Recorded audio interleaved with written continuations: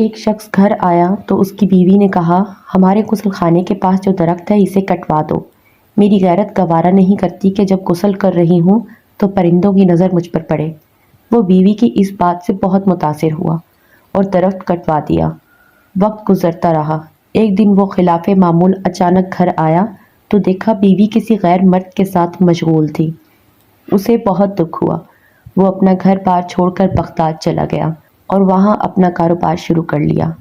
اللہ تعالیٰ نے کاروبار میں خوب برکت دی اور اپنی ترقی یافتہ کاروبار کی بدولت وہ بغداد کے سرکردہ شہریوں میں شمار ہونے لگا، یہاں تک کہ بغداد کے کوتوال تک رسائی بھی حاصل کر لی۔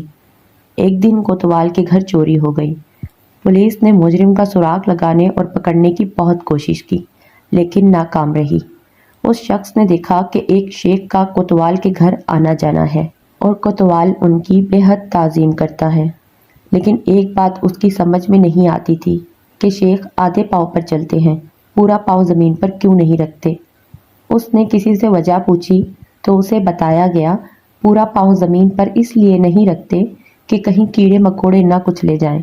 وہ شخص فوراً کوتوال کے پاس گیا اور اسے کہا، جان کی امان ہو تو عرض ہے کہ آپ کی چوری اسی شیخ نے کی ہے۔ جب تحقیق کی گئی تو مال مسروقہ اسی شیخ سے برآمد ہوا۔ کوتوال نے حیرانی سے کہا، ہم تو کبھی سوچ بھی نہیں سکتے تھے کہ یہ شیخ بھی ایسا کر سکتا ہے، تمہیں کیسے معلوم ہوا؟ اس شخص نے کہا، میرے گھر میں ایک درخت تھا جس نے مجھے نصیحت کی تھی، جو لوگ ضرورت سے زیادہ نیک نظر آنے کی کوشش کرتے ہیں وہ عموماً نیک نہیں ہوتے۔ یہ حقیقت ہے کہ کچھ لوگ سوشل میڈیا کی حدود تک ہی بااخلاق رہتے ہیں، حقیقی زندگی میں ان کے شر سے ان کے محلے دار، رشتہ دار، حتیٰ کہ گھر والے بھی پناہ مانگتے ہیں۔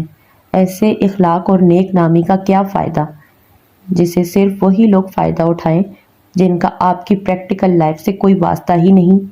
اکثر ایسے کرداروں سے واسطہ رہتا ہے کہ ذرا سا جھگڑا کیا ہوا وہ اپنی کمینگی پر اتر آتے ہیں۔